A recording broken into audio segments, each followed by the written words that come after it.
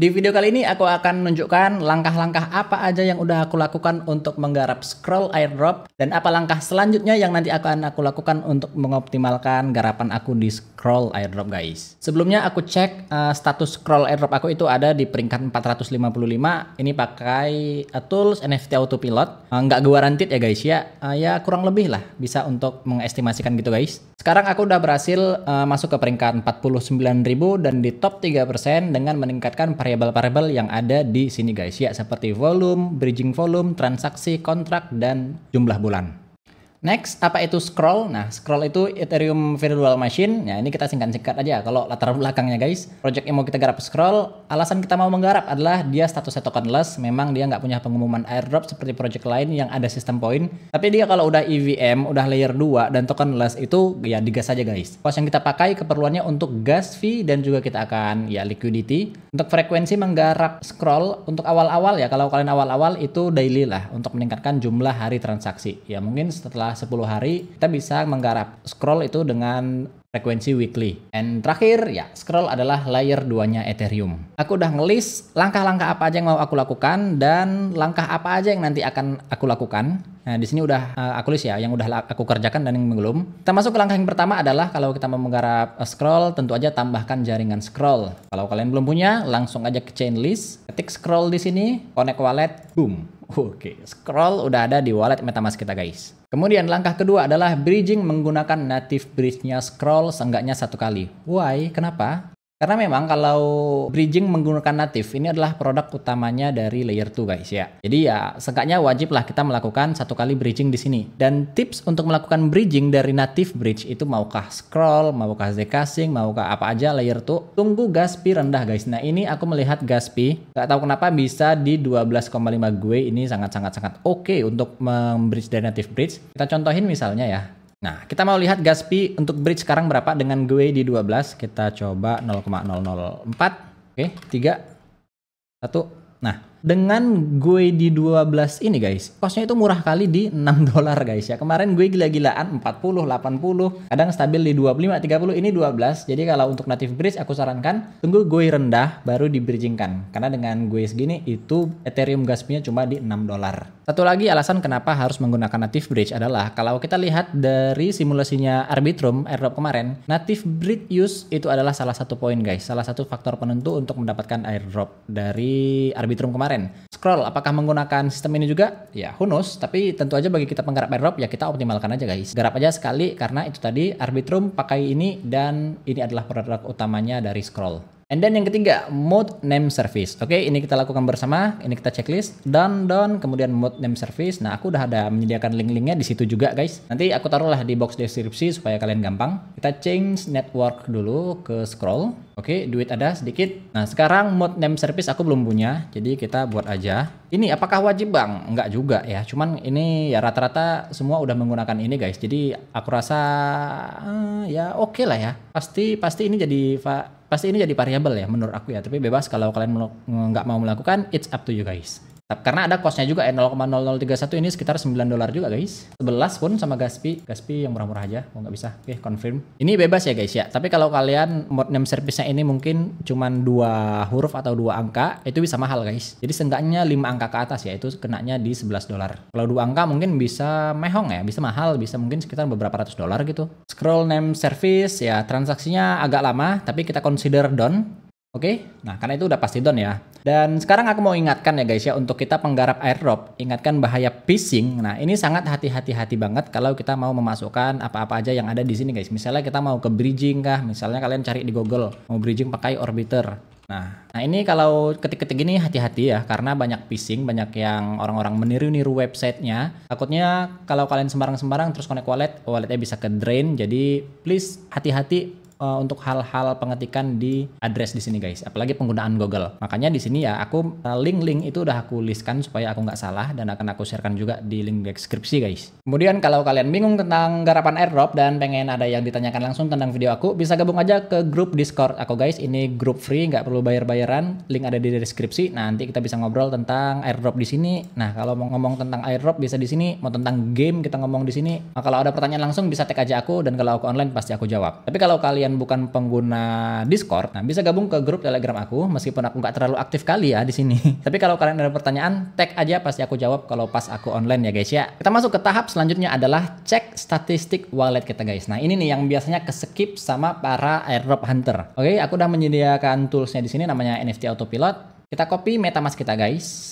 Copy, oke, lalu ke checker, ke bagian scroll checker, paste, cek. Ini ada variabel-variabel yang sangat ngebantu kita untuk men-track seperti volume, bridging volume, jumlah transaksi, jumlah kontrak, dan jumlah aktif bulan guys. Variabel ini yang akan kita tingkatkan untuk mengejar posisi kita semakin naik. Dan ini aku yakin masih bisa sangat dioptimalkan lagi. Karena transaksi aku ini masih di 59 dan kontrak masih di 25. Ini naikannya gampang, makanya aku yakin ini masih bisa sangat-sangat up lagi ya guys ya. Variabel tadi juga udah aku list di sini. Oke, cek statistik wallet down 1, 2, 3, 4, 5, 6 dan akan kita bahas satu persatu guys. Yang pertama adalah bridge volume. Oke, untuk bridge volume, bridging pakai native bridge sekali udah, selebihnya kita pakai platform yang lain aja guys. Seperti bisa di Orbiter, Rhino, Alto, dan Router. Oke, kita akan buka satu-satu. Untuk bridging ya, aku tuh pakainya Orbiter, Rhino, Alto, dan Router Nitro. Kenapa? Karena ini adalah platform bridging yang memang ada di ekosistemnya Scroll. Yang kedua, ini adalah platform bridging yang tokenless dan memiliki sistem poin. Kalau Nitro sih enggak, tapi kalau Alto, Rhinovy, sama Orbiter, ini ada sistem poinnya guys. Rhino sih ada sistem reward ya. Oh, ini ada campaign juga. Tapi ini sepertinya ada quest-quest gitu. Nah, tapi kalau Orbiter ini jelas poin, Alto, poin. Nah, kita bisa memilih misalnya kita start dari Orbiter ya. Kita pilih tentu aja jaringan yang mau kita target adalah Scroll. Kita ngirim dananya dari mana? Tadi kan kalau Ethereum udah sekali natif mahal ya. Ini kita pakai aja misalnya Base. Jadi kalian dari exchange lokal seperti toko kripto deposit ETH ke jaringan Base. Nah, lalu dari Base kita transfer, kita bridge pakai Orbiter Finance ke Scroll guys. Nah, di bridging ini fee-nya itu flat. Nah, makanya kalau di bridging itu aku biasanya pakai dana yang besar guys. Misalnya kalau di case aku kemarin aku nge-bridge di Alto deh misalnya. Awal-awal aku nge-bridge itu aku nge-bridge 0,07 ETH kemudian 2. Nah, kenapa? Karena untuk bridging fee ini flat. Jadi kalau dananya nanggung sayang, jadi mending digedein aja karena biaya yang kita bayar itu juga sama. Dan terakhir aku nge-bridgingnya 1 ETH 0,75. Jadi memang target aku kan di seenggaknya untuk bridging volume itu di 10.000 K. Nah, kalau sedikit kita pakai $500, berarti kita 20 kali bridging dikali fee yang flat itu 2 kali 20 misalnya fee-nya $3. Kali 20 berarti kan $60 gitu. Nah, tapi kalau kita pakai dana yang besar misalnya pakai $1.000 atau pakai $2.000, misalnya $2.000 deh. Berarti itu kan cuman 5 kali bridge. 5 kali 3 ya cost-nya jadi sekitar $15. Makanya kalau bridging itu pakai dana yang gede guys supaya volumenya tinggi dan cost yang kita keluarkan juga lebih murah. Platformnya itu tadi ada Alto, Rhino, Orbiter, dan juga Router Nitro. Kalian juga bisa cek platform yang lain ada di Scroll, kemudian di ekosistem. Nah, bisa dicek di sini apa-apa aja platform bridging yang bekerja sama. Tapi so far aku sih pakainya Orbiter, Rhino, sama Alto guys. Kita balik lagi ke list. Oke, bridging volume aku udah dapat. Jadi di sini aku checklist. Karena ini udah selesai. Nah, ini kan rapi ya guys ya. Kita udah tertata apa-apa yang kita kerjakan. Nah, sekedar tips ya guys ya. Garapan layer 3 bersamaan. Kenapa? Karena kalau kita bridging, kita akan bridging dari Base ke Scroll. Terus kita bridging lagi dari Scroll mungkin ke Linea, mungkin ke Zcash. Nah, jadi kalau kita cuman garapnya Scroll itu sangat disayangkan guys. Kita bridging ke Scroll kena volume bridging Scroll. Kita bridging lagi ke Base. Kalau kalian nggak menggarap Base kan sayang. Sementara volumenya di Base-nya itu udah terbentuk gara-gara kalian bridging. Makanya aku sarankan ya kalau untuk retroaktif gini garap aja sekalian Scroll, Base, Linea sama Zcash. Zcash udah mau snapshot, ya mungkin bisa ke mode. Oke, kita masuk ke langkah selanjutnya adalah meningkatkan volume transaksi. Nah, kalau volume transaksi, nah ini ya, ini yang mau kita hit volume. Aku udah menyediakan beberapa project, Ambience, SingSwap, Layer Bank, dan Choke Finance. Oke, jadi apa yang kita lakukan di sini adalah membangun volume guys. Jadi membangun volume itu maksudnya seperti apa? Misalnya di SingSwap ya, oke close. Nah, di sini kan ada pool. Nah, kita bisa masuk ke liquidity poolnya si SingSwap guys. Misalnya USDC, USDT, kita masukin nih berapa ya? Misalnya 1000 deh. Kita masukkan 1000, ya udah ditinggal aja beberapa hari, 2-3 hari, abis itu tarik lagi, ya udah kita udah ngebentuk 1000 volume guys. Nah, ini aku rasa cara yang murah dan cepat untuk ngebangun volume, dan hal itu juga bisa dilakukan di misalnya di Layer Bank atau di Choke Finance. Nah, di sini ada full. Oke, kita bisa masukkan USDT WETH, USDT UST ETH. Nah, jadi di sini memang sih karena targetnya volume, jadi aku masukinnya nggak lama-lama guys. Misalnya aku masukkan USDT WETH, oke masuk nih, bam, $1000. Ya, mungkin 2 hari kemudian aku tarik, selesai, terbangun volume $1000. Di SingSwap gitu juga, masukkan 1000, atau kalau mau cepat masukkan 3000 biar lebih cepat. Tergantung target volume kalian berapa. Kalau aku targetnya 10.000 K, tapi kalau memang kalian menargetin 1000 K, ya it's up to you, tergantung budget yang rela untuk dipakai diputar-putar di sini. Tapi itu dia platform yang bisa dimanfaatkan untuk ngebangun volume adalah Ambience, SingSwap, Layer Bank, dan Chop Finance. Mau cek yang lain bisa cek di Scroll Ecosystem. Volume transaksi karena aku udah mencapai target. Oke. Nah, sekarang kita mau mengoptimalkan jumlah transaksi dan kontrak. Bagaimana cara aku meningkatkan jumlah transaksi? Itu adalah nge-swap, guys. Untuk swap banyak, guys, ya, yang bisa kita pakai. Di sini aku ngelis 1 2 3 4 5 6 7 8 9 10 11 12 dan masih banyak lagi platform swap yang lain. Oke, kita contohkan di SingSwap, Izumi. Nah, contohnya 2 aja. Jadi di sini aku nge-swap itu nggak banyak-banyak, guys. Mungkin sekitar $100 sekali swap atau $50. Kenapa? Karena kalau kita nge-swap banyak, misalnya kita mau bangun volume di sini, bisa. Kalian mau pakai $3.000 sekali swap bisa dapat $3.000 volume, bisa. Tapi masalahnya adalah slippage itu tinggi, guys. Misalnya kalau kita nge-swap 1 ETH. Nah, nih nilai 1 ETH di $3.314, tapi kita itu dapatnya 3.300. Berarti $14-nya hilang untuk slippage. Makanya aku nggak ngebangun volume di sini karena itu ini cukup mahal, guys. Tapi untuk jumlah transaksi, aku biasanya nge-swap yang mungkin $50. Ini juga cukup mahal ya di sini, guys. Mungkin ini 50 ETH, $50 di sekitar 0,3, oh enggak 0,1. 0,05. Nah, misalnya di 0,05 $165, kita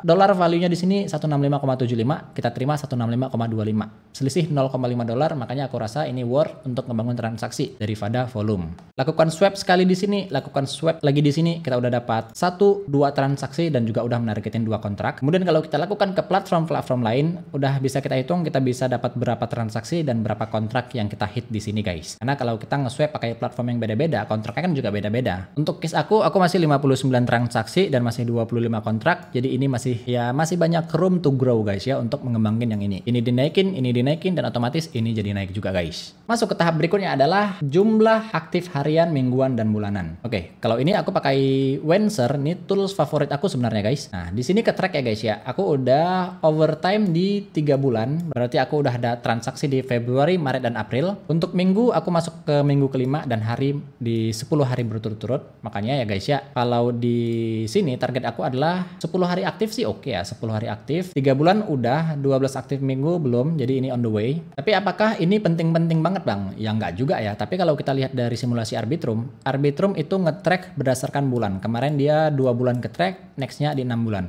Lalu kalau kita lihat simulasi Starknet nih di 3 bulan. Nah, tapi karena kita adalah penggarap airdrop sejati, jadi jangan bulannya aja yang kita tengok, guys. Minggunya kita perhatikan, hariannya kita perhatikan juga supaya hasilnya optimal. Ya, itu kalau aku, tapi kalau kalian ya bebas, mau kejar bulanan aja, it's okay. Ya lebih betternya kejar mingguan. Kalau harian aku rasa no problem. Nah, kalau kejar mingguan, harian juga kena juga sih, guys, ya. And then final step kita adalah setelah kita membangun itu tadi jumlah transaksi, jumlah hari, volume transaksi dan volume bridging, kita optimalkan di step terakhir. Nah, pengoptimalannya itu seperti apa? Nah, kalau ini jujur aku belum lakukan karena aku sedang masuk ke tahap pengoptimalan. Kita perbanyak transaksi misalnya ke sini omnisi.org.